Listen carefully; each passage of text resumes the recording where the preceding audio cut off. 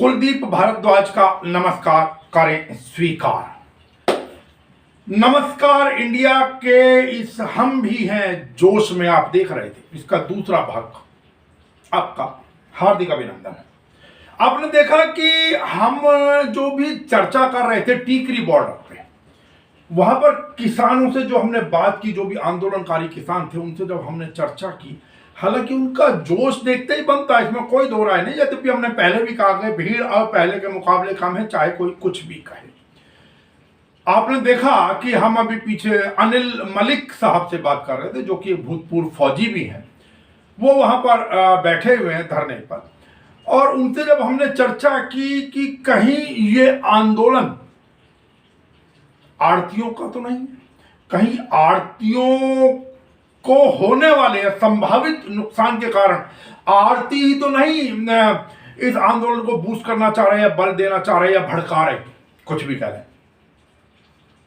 आपने सुना, फिर एक बार सुने, पिछले अंक से आगे सुने अनिल मलिक साहब को, जो कि भूतपूर्व फौजी हैं। पहले इनको सुने, फिर मैं आगे की चर्चा करता हूं। जैसे जो मंडी सिस्टम है वो बहुत बढ़िया सिस्टम है। उसको बढ़िया मैं इसलिए कहता हूँ कि मंडी के जो आड़ती है वो किसान का एक तरह का, उसको कुछ भी मान लो, वो सहयोगी है। सहयोगी वो इस तरह से होता है कि फसल निकलने से पहले किसान को अगर पैसे की ज़रूरत पड़ती है या किसी भी बच्ची की शादी करनी है या घर में बीमारी है, तो उसके पास सबसे बढ़िया साधन है, वो अपने आड़ती के पास जाता है, बोलता भाई मेरी फसल आएगी, तब तक के लिए मुझे इतने पैसे चाहिए, तो आड़ती उसको उसकी मदद करता था। आड़ती जब फसल मंडी में जाती थी तो उसके वो पैसे काट लेता था। ये सिंपल। अब ये आंदोलन जो है वो किसानों से ज्यादा आड़तियों का है? नहीं, आड़तियों का नहीं, ये आंदोलन है किसानों का। सबसे ज्यादा चोट तो आड़तियों को पड़ रही है ना? मैं आपको बताता हूँ आड़तियों को नहीं, ये लास्ट में चोट सिर्फ किसान को पड़ रही है, और जो भी साथी किसान से जुड़े हैं ना उन सबको नुकसान है। पहली बात तो मैं आपको अगर सही तरीके से बता पाऊँ तो इस आंदोलन में अगर ये कानून लागू हो जाते हैं तो सबसे ज़्यादा जिसको नुकसान होने वाला है वो आम नागरिक होगा, जो खेतीबाड़ी से बिल्कुल भी नहीं जुड़ा हुआ, जिसका खेतीबाड़ी से कोई लेना देना ही नहीं है, लेकिन वो अन्न खाता है। उन लोगों को सबसे ज़्यादा नुकसान होने वाला है, लेकिन वो लोग शायद अभी तक समझ नहीं पाए हैं। ये आंदोलन अगर किसान के आंदोलन से हटके अभी मैं कहूँ तो ये जन आंदोलन है, और इसमें पूरी दुनिया को भागीदार होना चाहिए। हर आदमी, हर वर्ग प्रभावित होगा इस आंदोलन से। लेकिन सरकार का तो ये कहना है ना कि कुछ ही लोग आड़तियों या कुछ लोगों की वजह से या कुछ राजनीतिज्ञों के कारण इस आंदोलन को बढ़ावा मिल रहा है। कितने किसान हैं? ज़्यादातर किसान तो खुश हैं इस कानून से। नहीं, ये तो देखो सरकार की विचारधारा और सरकार की बात हो सकती है कि इस आंदोलन से बहुत सारे लोग खुश हैं। मुझे नहीं लगता इस आंदोलन से कोई, इस कानूनों से कोई भी खुश है। किसान तो कोई खुश है नहीं, और अब तो किसान को छोड़ दो, अब तो हर जनमानस के दिमाग में ये बात है कि ये कानून अगर लागू हो गए तो हम लोग सबसे ज़्यादा मारे जाएंगे। तो अब तो पूरा देश जागरूक हो गया, पूरे देश को पता है। नरेंद्र मोदी जी ने ये कहा, आप कह रहे हो किसान को सबसे ज़्यादा नुकसान है। नरेंद्र मोदी जी ने कहा हमने तो एक व्यवस्था अलग से और दे दी है, एक और मौका, एक और ऑप्शन दे दिया किसानों के लिए। आप कह रहे हैं किसान सबसे ज़्यादा मारे जाएंगे, वो तो किसानों के लिए तो फायदे की बात हो गई कि वो कहीं भी जाए अपनी मंडी अपना सामान लेकर, जहाँ बेहतर रेट हो। एक्चुअली अगर उन्होंने ये कहा है कि ये कोई जबरदस्ती नहीं है कि आप वहीं बेच, जहाँ आपका मन करे वहाँ बेच लो। हमने तो ऑप्शन दे दिए। पहले जिसे प्रकार हुआ करता था कि एक ही सरकारी कंपनी हुआ करती थी टेलीफोन की, अब कई कंपनियाँ होगी, आपको जिसका मन करे उसका सिम ले लो। बिल्कुल बिल्कुल, मैं यही कहना चाहता हूँ। अगर ये जो प्लानिंग है ना, ये प्लानिंग अगर आप सही मायने में समझो तो ये जो कानून, अगर आप इनको बोलते हो कि बीजेपी सरकार ये कानून लेके आई है, मैं आपको एक अच्छे तरीके से अगर बताऊँ तो ये सरकार को कानून बना के दिए गए हैं। ये अडानी और अंबानी ने कानून बनाए, सरकार को दिया साइन करने के लिए, और जब ये सरकार के पास पहुंचे तो सरकार ने बिना पढ़े आनन फानन में कोरोना काल में इन पे साइन करवा दिए, जबकि सरकार को ही रियल में नहीं पता ये कानून क्या है और क्यों बनाए गए हैं। आपको ऐसा कैसे लगता है? अभी मैं बताता हूँ आपको। जैसे पहली बार से जब से मीटिंग स्टार्ट हुई किसानों के साथ, तो पहली मीटिंग में जो किसानों ने पॉइंट 41 अमेंडमेंट के लिए किसानों ने लिख के दिया था, तो बहुत सारे अमेंडमेंट पे सरकार ने खुद माना है कि हाँ ये हमसे गलती हुई है। तो मैं उसको ये नहीं कहूँगा ये सरकार से गलती हुई है, क्योंकि बिना पढ़े उन्होंने साइन करवा दिया। दूसरी बात, नहीं, सरकार उनने कभी ये नहीं माना कि हमसे गलती हुई। सरकार ने ये जरूर एक बार कहा था कि भाई कुछ किसानों से बात नहीं की, वो एक गलती हो सकती है। नहीं, और अमेंडमेंट के लिए उन्होंने कहा हमने तो किसानों को खुश करने के लिए भाई चलो आपकी बात रख देते हैं, इसलिए उसमें अमेंडमेंट। मैं आपको एक बात बताता हूँ। आप अगर कहते हैं कि कुछ किसानों से बात की थी, तो मैं आपको ये कहूँ कि जो बीजेपी का एक संगठन है, किसान संगठन, उनके लोगों ने भी मना किया है, किसी भी किसान संगठन से बात ही नहीं की इस कानून को बनाने से पहले। क्योंकि ये एक ऐसा टाइम उन्होंने कोरोना काल चुना था कि इस दौरान लोग घर पे हैं। नहीं की सरकार कहती है हमने 92 लाख से ऊपर लोगों से नहीं नहीं नहीं, वो सरकार के जो रिकॉर्ड होते हैं ना, वो फर्जी रिकॉर्ड उन्होंने दिखाए होंगे। कहीं किसी से बताओ तो सही। ऐसे तो मोदी जी ने बहुत बार कहा कि मैंने चाय बेचा, उनका कोई रिकॉर्ड तो नहीं है कहीं भी। उन्होंने यहाँ तक एजुकेशन की, उसका भी कोई रिकॉर्ड नहीं है। तो कोई तो प्रूफ लेके आओ, उस किसान को तो लेके आओ जिससे उन्होंने बात की है। किसी भी किसान से बात नहीं की गई। और दूसरी जो सबसे बड़ी बात है, इस किसान को देखो, ये आंदोलन पास करने का जो तरीका था ना, वही सबसे गलत था। अगर आप राज्यसभा में इसको कैसे पास किया गया उसके बारे में अगर एक बार विचार करेंगे तो ये ऐसे असंवैधानिक तरीके से पास किया गया है। जो सबसे बड़ी कमी है वो यही है। कम से कम राज्यसभा के अंदर वहाँ के जो मेंबर हैं, जो विपक्षी नेता थे, जब वो चर्चा पे बैठेंगे ही नहीं, जब वो शोर मचाएंगे और ऐसे हालात पैदा कर देंगे, उन्हें बाहर किया जाए तो क्या करेगी सरकार? नहीं, देखो, राज्यसभा में मैं मानता हूँ कि कोई भी कानून पास करने के लिए अगर एक भी मेंबर वोटिंग चाहता है तो कम से कम वोटिंग तो होना चाहिए ना। वो बाद की बात थी, वो पास भी हो जाता, कोई प्रॉब्लम नहीं थी। लेकिन राज्यसभा में भी बिना वोटिंग के ध्वनि मत से पास करना बहुत गलत था। और दूसरी बात, ये उस दौरान पास किया गया जिस दौरान ये पास किया गया। क्या उस दौरान इतनी बड़ी देश पे आफत थी कि एक कानून पास करने कंपलसरी है? मुझे नहीं लगता था कि इतने आनन फानन में ये बिल पास करने चाहिए थे। उससे पहले जो आज चर्चाएं कर रहे हैं किसान संगठनों से, ये बिल कानून बनाने से पहले भी ये चर्चाएं किसान संगठनों से की जा सकती थी और उसके बाद आराम से कुछ एक अमेंडमेंट के साथ इनको ले आते किसान। अब यही हमने लगे हाथ अनिल मलिक साहब से और इनके जो साथी बैठे हैं अनूप चानोक साहब, इनसे हम चर्चा करते रहे। चर्चा में हमने इनसे पूछा सीधा सीधा वही कि भाई आपके आंदोलन की धार कुछ कुंद तो नहीं पड़ रही? नहीं, मैं आपको अगर सही तरीके से बताऊं तो धार कम नहीं पड़ रही। एक्चुअली आंदोलन शुरू ही अब हुआ है। पहले तो अचानक जो कॉल दी गई थी उसमें वो लोग आए थे जो एकदम से तैयार थे इस आंदोलन में आने के लिए। वो लोग उस दौरान यहाँ तक आ गए थे और आंदोलन को अभी सही व्यवस्थित तरीके से आंदोलन चला रहे हैं और अभी दहार बहुत तेज हो गई है इस आंदोलन की। अगर अब की मैं बात करूँ, अब पहले जो आपके यहाँ पर जिस प्रकार भीड़ हुआ करती, एक चीज चलिए कोई बात नहीं, आप लोग कहते हैं भाई लोग रोटेट हो रहे हैं, लेकिन जिस प्रकार शाम को सिंघू बॉर्डर से भी रोजाना आपकी प्रेस कॉन्फ्रेंसेज होती थी, इंफॉर्मेशन जाती थी, आज कहाँ है वो? तो आज लगभग समाप्त है। देखिए, मैं आपको अगर बताऊं प्रेस को, पहली बात तो मैं आपको भीड़ के बारे में बता देता हूं। ये एक रणनीति का हिस्सा है। जितने भी लोग यहाँ बैठे हैं, आप अगर जाके देख के आएंगे, पीछे तक कैंप यूं के यूं लगे हुए हैं। अभी कामकाज में लोग अगर किसी काम कारणवश गाँव में जाते हैं तो वो ये लोग अपना नंबर दे के जाते हैं, भाई आधे घंटे बाद हम इतने लोग आ जाएंगे, आप ही जा सकते हैं, परमिशन है, तो वो लोग पूछ के जाते हैं। दूसरी बात, जो बार बार प्रेस कॉन्फ्रेंस होने का एक मुद्दा था, सरकार वार्ता करती थी, सरकार किसान संगठनों से बात करती थी, तो किसी ना किसी पॉइंट पे प्रेस कॉन्फ्रेंस करनी होती थी। अभी सरकार तो बात कर ही नहीं रही है, तो किसान संगठन अपनी रणनीति बना रहे हैं। हर जगह पे महापंचायतें हो रही हैं, किसान पंचायतें हो रही हैं, तो वो रणनीति का हिस्सा है।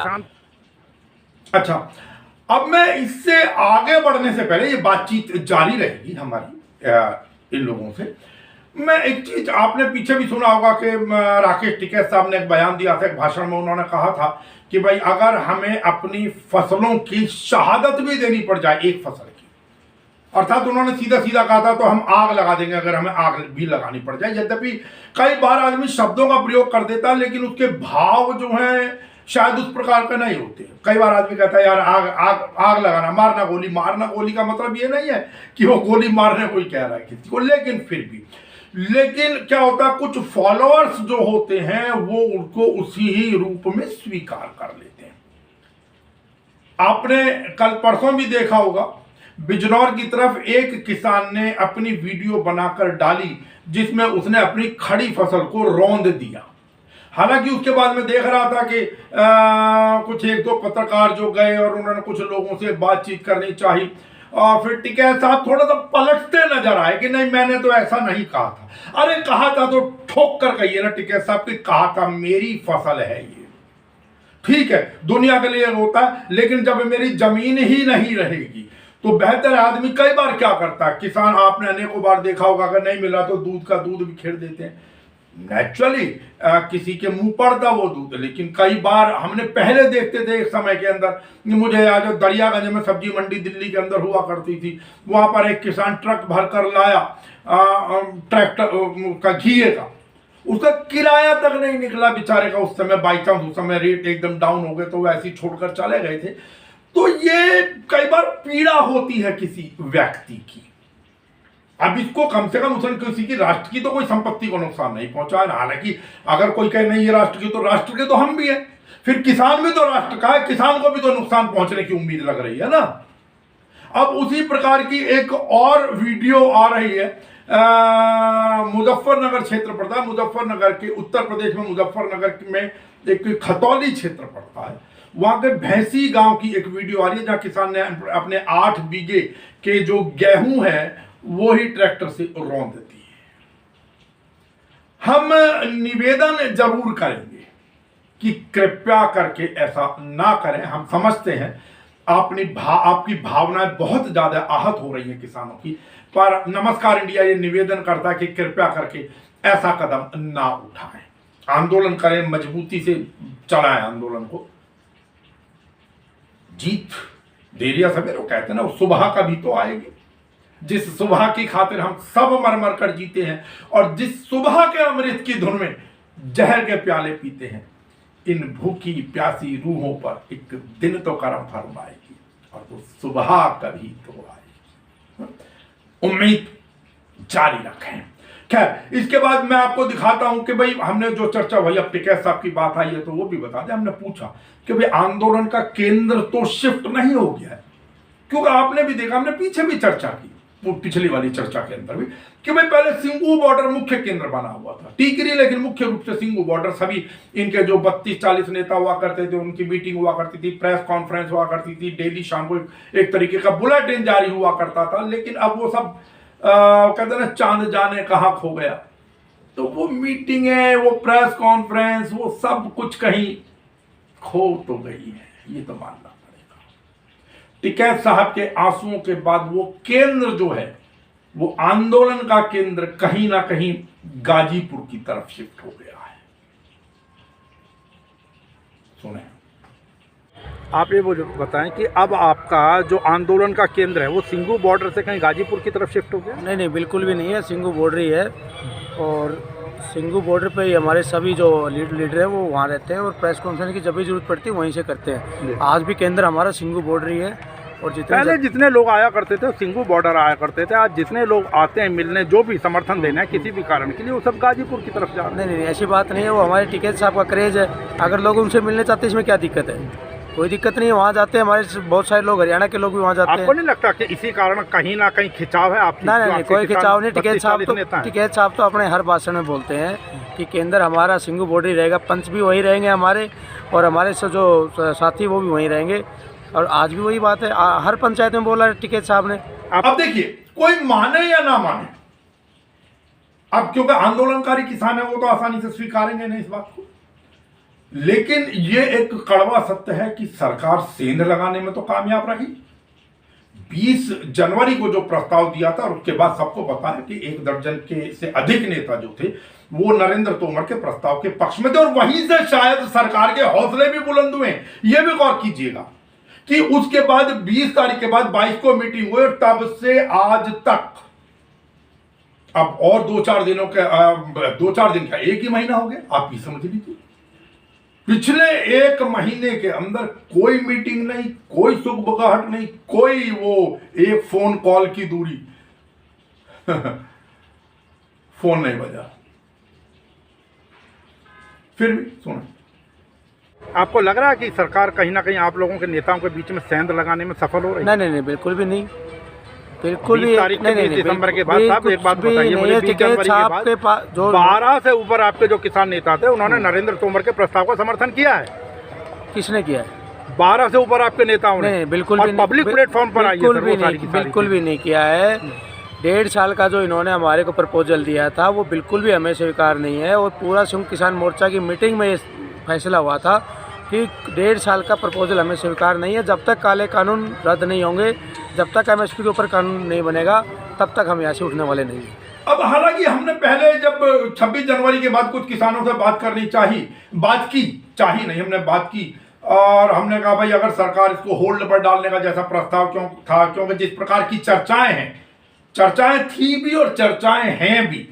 पहले वो 1.5 से 2 साल का हो गया था, अब चर्चाएं यही है कि भाई सरकार इसको अगले चुनाव तक अर्थात 3 साल तक, 3-3.5 साल के लिए होल्ड पर डाल दे। अर्थात वो कहते हैं ना, अपने गले का जो सांप है वो दूसरे के गले में डाल दे। तब क्या आंदोलनकारी किसान मानेंगे। हालांकि उनके अपने जज्बात हैं और वो सब मना तो करते हैं, लेकिन सत्य यही है कि हमें लगता है जिस दिन सरकार ये पासा उछालेगी इस बार, आंदोलन के अंदर या नेताओं के अंदर, उनके आपसी तालमेल के अंदर एक और सेंध लगेगी। सरकार आपको मलिक साहब मान लीजिए कहती है कि भाई हम 3 साल तक इसको होल्ड पर डाल देते हैं, जैसी कि चर्चा चली, तो आपको लगता है कि इस आंदोलन को वापस ले लिया जाए? नहीं सर, पहली बात तो देखो, अभी जो संयुक्त किसान मोर्चा का जो फैसला है वो यही है कि जब तक ये काले कानून वापस नहीं होंगे, एमएसपी पे कानून नहीं बनेगा, तब तक वापस नहीं जाएंगे।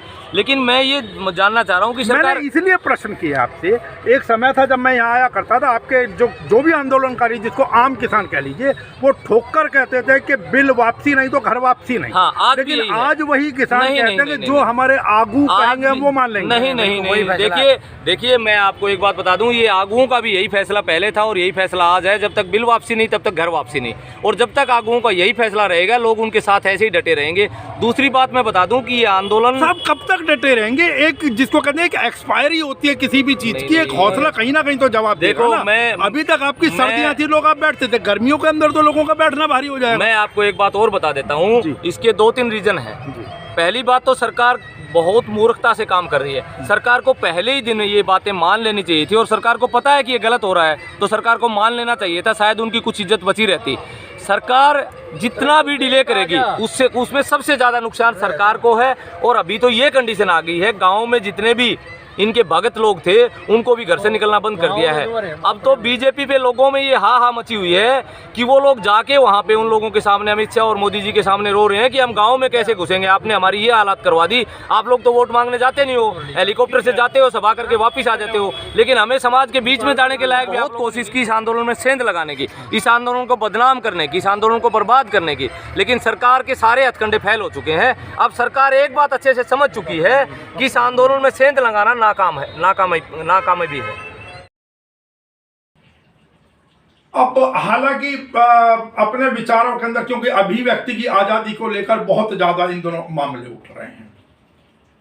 आपको पता ही है, जैसे भी ये जो ट्रैक्टर पलटने के कारण जो किसान ऑस्ट्रेलिया से यंग नौजवान व्यक्ति आया हुआ था और उसकी यहाँ मौत हो गई, उसके दादा ने कुछ और शक जाहिर किया और उसके दादा का पक्ष रखने के कारण भी पत्रकारों के विरुद्ध केस दर्ज हुआ। अब ये तो एक बड़ा आम सा चलन हो गया है और शिकायत उनके विरुद्ध भी की गई। तो अब ये कि वो जो एक गाना था, मोदी जी थारी तोप कड़े हम दिल्ली आ गए, अजय हुड्डा के विरुद्ध, तो अब क्या बोले क्या ना बोले। एक वो सीरियल आता था किसी समय, जबान संभाल के, अब इसमें तो जबान का संभालना भी नहीं है, क्या कहें क्या ना कहें, ये कैसी मुश्किल हाल है। दिशा रवि को जो गिरफ्तार किया गया एक टूल किट मामले में, एक्चुअली जो जिसको टीवी ने दिखाया तो आम पब्लिक को तो यही नहीं पता लगा कि ये टूल किट होती क्या बीमारी है। उन्हें तो लगा कि देश के सबसे बड़े आतंकवादी इस्तेमाल करते होंगे, ऐसी कोई चीज़ होगी, तो लोगों को पता ही नहीं लगने दिया और लोगों को पता ही नहीं चला कि टूल किट क्या है। जबकि वो छोटी सी रणनीति एक थी जो इस आंदोलन को किस तरह से सफलतापूर्वक चलाया जाए, उसकी रणनीति उसको इस तरह से दिखाया, टूल किट पता नहीं क्या है, जैसे पूरा देश इसी से बर्बाद हो जाएगा। ये बहुत गलत तरीका था सरकार का, और जितने भी इस तरह के हथकंडे सरकार अपनाएगी, सरकार विफल होती जाएगी। और सरकार का तानाशाह रवैया है वो देश के सामने आ रहा है। सरकार अपने आप को गड्ढे में गिराने का काम करी, इस तरह का काम सरकार को नहीं करना चाहिए। एक व्यक्ति की स्वतंत्रता है उसको अपनी बात कहने की, सोशल मीडिया प्लेटफॉर्म से। आपके एक सिंगर है अजय हुड्डा हरियाणा के, जिन्होंने गाना गाया था मोदी जी थारी तोप कड़े, उनके ऊपर भी दिल्ली में एफआईआर हो गई। देखिए, उनके ऊपर किसी इंडिविजुअल व्यक्ति ने एफआईआर करवाई थी, उन्होंने वो वापस ले ली है, मैं आपकी जानकारी में दे दूं। लेकिन मैं यही तो बात कहना चाहता हूं कि व्यक्ति के अभिव्यक्ति की आज़ादी कहां चली गई? क्या मुझे बोलने का भी हक नहीं है? क्या मैं सोशल मीडिया पे के माध्यम से कोई अपने विचार भी नहीं रख सकता? तो विचार रखने से भी अगर आपको देशद्रोही कहा जाएगा, तो मैं तो ये कहूँगा उन लोगों को, उन छोटे पत्रकारों को, उन छोटे टीवी चैनल वालों को जिन्होंने इस आंदोलन की सच्चाई जन तक पहुँचाई, उस वजह से ये आंदोलन आज सक्रिय हुआ है और हर लोगों को इस आंदोलन की सच्चाई का पता लगा है। तो कुछ एक जो मीडिया चैनल, कुछ घराने हैं जिनके बारे में पूरे देश को पता है, जिनको मैं मोदी मीडिया कहूँ या गोदी मीडिया कहूँ, तो उससे कोई फर्क नहीं पड़ता। उन लोगों ने बहुत कोशिश की इस आंदोलन को उल्टा सीधा दिखाने की, बदनाम करने की, लेकिन वो विफल हो गए। और हमारे वो यूट्यूब चैनल, वो छोटे छोटे छोटे चैनल, वो छोटे छोटे पत्रकार जिन्होंने अपनी बात पहुंचाई, वो लोग सफल हो गए, तो उन लोगों से सरकार घबरा चुकी है। उन लोगों को पे मुकदमा करना, उनको जेल में लेके जाना, ये बहुत बड़ी संकल्प। जो आम आंदोलनकारी है सबकी जबान पर एक ही नाम है कि बिल वापसी नहीं तो घर वापसी नहीं। हमें कोई दिक्कत नहीं, हम बैठे रहेंगे जब तक हमारी मांग पूरी नहीं होती। हमें किसी पर कोई दिक्कत नहीं, हम दिल्ली के बॉर्डर पर ऐसे ही बैठे रहेंगे। कोई अमेंडमेंट स्वीकार नहीं किसी किस्म का, वही पुराने तीनों कानून वापस, जब तक एक सूत्री कार्यक्रम। बिल्कुल, जब तक बिल वापसी नहीं तब तक घर वापसी नहीं। आपको लग रहा है परिणाम निकलेगा इसका? बिल्कुल 100% परिणाम निकलेगा, 100%। सरकार तो झुक नहीं रही, झुकना होता सरकार अब तक झुक चुकी होती, आपकी बात मान चुकी होती। अंदर से झुकी हुई है ना, अंदर से झुकी हुई है। आपके कुछ नेता उनके पक्ष में गए हैं, आप कह रहे हैं सरकार झुकी हुई है, मैं कह रहा हूँ आपके कुछ नेता उनके पक्ष में अंदर झुके हुए वो साइड में खड़े हैं, वो कहते हैं किसान आंदोलन के साथ हैं, हाँ। हम पास से नहीं जाएंगे। लेकिन अभी तो पीछे आपके, मैंने कई लोगों से बात की, वो सबके सब ये कह रहे हैं कि भाई जो हमारे आगू कहेंगे, और आपके आगू 1 दर्जन से ऊपर जो उनका प्रस्ताव मान रहे हैं। नहीं, किसी आदमी से जो उन्होंने दो निकाले थे, उन्होंने भी नोटिस किया है कि कहीं वापस आ रहे हैं। अच्छा, लेकिन अब तो आपके नेता कह रहे हैं भाई इलेक्शन में देख लेंगे जाकर। अगर आपको इलेक्शन तक था तो 85 दिन क्यों आप लोगों ने बर्बाद कर रखे थे, मुझे ये बता दो। वो इलेक्शन बाद की बात है, हाँ। वो सरकार के साथ कोई झगड़ा नहीं है, इलेक्शन तो वक्री बात है। हाँ जी। सरकार को हटाना ना हटाना ये हमारा कोई टीचा नहीं, हमारा टीचा है कानूनों को वापस कराना। जरा इनका जोश भी देखें पहले, फिर आगे की चर्चा करते हैं। सरकार को एक गलत बहमी है कि हम इस आंदोलन को लोगों को डरा के धमका के इस आंदोलन को एक साजिश के तहत ख़त्म करना चाहेंगे, लेकिन ये आंदोलन एक जन आंदोलन है। ये जो लोग यहाँ पर हैं, किसान हैं, मजदूर हैं, ये डरने वाले नहीं हैं। जब तक ये 3 काले कानून वापस नहीं होते हैं तब तक ये किसान यहाँ से हिलने वाला नहीं है। ये हमेशा पूंजीपतियों की सरकार है। ये जो देश के किसानों को, मजदूरों को, बेरोजगारों को कीड़ा मकोड़ा समझती है। आप देखिए जिस प्रकार प्रधानमंत्री पार्लियामेंट में, देश की पार्लियामेंट में किसानों को जीबी और परजीवी की संज्ञा दी जा रही है, तो इस तरह की भाषा बोली जा रही है, तो आप बता सकते हैं कि किसानों के लिए क्या सोचा? मुझे भी मिली है, हमने क्योंकि पहले भी एक बार चर्चा की थी, आपको मालूम ही है कि 28 जनवरी के बाद में, 26 जनवरी वाले प्रकरण के बाद में अनेकों यहाँ पर टीकरी बॉर्डर, सिंगू बॉर्डर पर स्थानीय लोग आ गए थे। अब थे तो नेचुरली इसमें भारतीय जनता पार्टी के कार्यकर्ता ज्यादा, लेकिन नाम स्थानीय लोगों का दिया गया था। और 2-3 दिन उन्होंने बहुत जोश में प्रदर्शन भी किया, पत्थरबाजी भी हुई, आपने सब कुछ देखा उसमें। हमने वो भी जानना चाहा, पहले भी हमने इनसे चर्चा की थी और इन्होंने पहचाना था कुछ स्थानीय लोगों को, तो अब वो जानकारी दे रहे हैं कि अब वो लोग नहीं आ रहे हैं, अब फिर से किसी स्थानीय व्यक्ति को परेशानी नहीं। अरे जी, जब हमने बंदा फोड़ कर दिया उनका और वो नंगे हो गए, उनका पता लग गया कि भाई ये तो भारतीय जनता पार्टी भेज रही है अपने कार्यकर्ताओं को, तो अब उनको रुकना पड़ा, क्योंकि ये बात सारे देश में फैल गई। उनको मुंह छुपाना पड़ गया, उनको मुश्किल हो गया कि गली गली में वे छुपते फिरने लगे कि ये तो वाकई में समाजद्रोही लोग हैं, किसानों को बांटने पर तुले हुए हैं, आपस में झगड़े करा रहे हैं भाई भाई का। कभी किसान आंदोलन तो बहुत पहले से होते आ रहे हैं, लेकिन कभी किसी सरकार ने ऐसा नहीं किया था कि भाई भाई को लड़ाए। इन्होंने तो किसानों के खिलाफ किसानों को ही खड़ा करने की कोशिश की है। ये बहुत ही शर्मनाक ही शुरू करेंगे, लंबा आंदोलन चलेगा। और जो है ना, सुभाष चंद्र जी का जैसे आपने नाम लिया, सुभाष चंद्र बोस तो क्रांतिकारी थे, देश भगत थे, ये तो देशद्रोही है। इन्होंने तो कानून बना दिया 2017 में, चुनावी बॉन्ड कानून की विदेशी कंपनियों से चंदा ले सकते हैं। दीप सिद्धू का नाम लेकर आप पूरी जनता से, पूरी फोर्स से, पूरे भारत के कानून से पूछ लो, लाल किले की 3 लेयर की सिक्योरिटी रहती है। एक लाल किले के बाहर से, नीचे से, एक लाल किले की दीवार से, एक लाल किले की चोटी से। वहाँ आदमी पहुँच कैसे गया? और अब पहुँच के देख लो, कोई नहीं पहुँच सकता, पहुँच गया हो। वो आदमी पहले ही वहाँ राकेश टिकैत की आँख में जो आंसू आया था ना, वो एक आंसू नहीं था, भारत के चारों तरफ का जितना समुद्र है ना, उससे भी ज़्यादा पानी उस आँख में था। लोग 26 जनवरी मनाकर खुशी से अपने घर गए थे। टेलीविजन उनकी औरतों ने देखा था, बहन बेटियों ने देखा था। जो वो पानी दिखाई दिया, जब उन्होंने बोला घर के अंदर घुसते ही कि तो मेरे भाई को तो वो ले जाएंगे और मारेंगे, उसकी सुभाष ने उसको इतना जो स्वतंत्रता सेनानी थे, हमारे देशभक्त थे उस टाइम, वे हमारे फांसी तोड़े थे। भगत सिंह, आज़ाद से वो चंद्रशेखर, राजगुरु, उनकी तरह इसको भी तोड़ देंगे, जाओ वापस। तब वहाँ से सारे भारत के ट्रैक्टर वापस चले थे और वापस का Ghazipur border, Shambhu border, Tikri border एक ही रात में 20 लाख लोग हाजिर हो गए थे। तो बंगाल जाने की तैयारी में है। चुनावों के अंदर भारतीय जनता पार्टी को पटखनी देने के लिए। बात इसमें भारतीय जनता पार्टी या कांग्रेस की नहीं है, वास्तव में बात है जिस भी व्यक्ति ने निर्णय लिया। देखिए, फिर एक सीधी सी बात ये है कि सहमति और असहमति सदैव सत्ता के निर्णयों से होती है। आज क्योंकि सत्ता में भारतीय जनता पार्टी है, इसलिए उसके निर्णयों से सहमति है, सहमति है। राहुल गांधी क्या कर रहे हैं, राहुल गांधी कहां घूमने गए हैं, राहुल गांधी क्या कह रहे हैं, इन सब चीजों से फर्क नहीं पड़ने वाला। राहुल गांधी को यह कानून वापसी के लिए साइन नहीं करने, राहुल गांधी को इसकी घोषणा नहीं करनी है।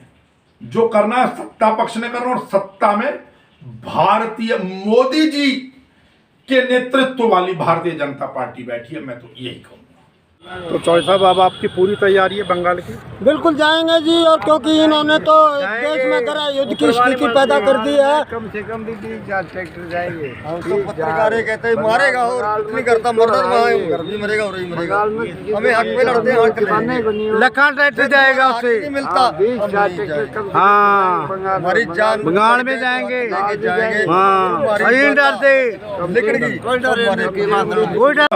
चलिए बात पे जब बंगाल की चर्चा आ गई तो एक चर्चा और कर देते हैं बंगाल के बारे में। आपको मालूम है कि जो पामेला, जो भारतीय जनता पार्टी की युवा मोर्चा की जो नेता है पामेला गोस्वामी, वो 100 ग्राम कोकीन के साथ पकड़ी गई। उनके साथ में ही एक और नेता, युवा नेता थे प्रवीर डे, उनको पकड़ा गया 100 ग्राम कोकीन के साथ में।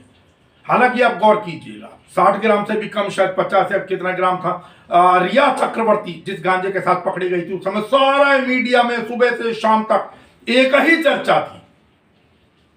और दूसरा, पूरी केंद्रीय एजेंसीज, इनकम टैक्स क्या, ईडी क्या, नारकोटिक्स ब्यूरो का, पूरी फिल्म इंडस्ट्री खंगाल मारी।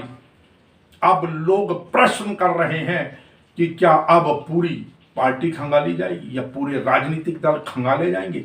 100 ग्राम कोकीन के साथ पकड़े गए। लेकिन एक और ट्विस्ट आ रहा है इसके अंदर।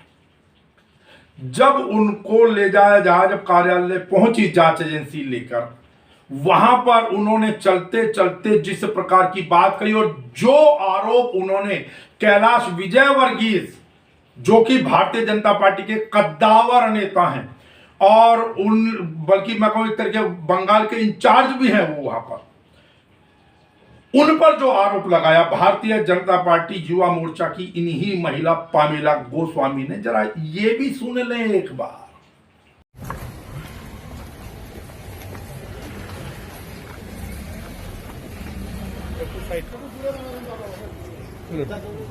कोई साइड हो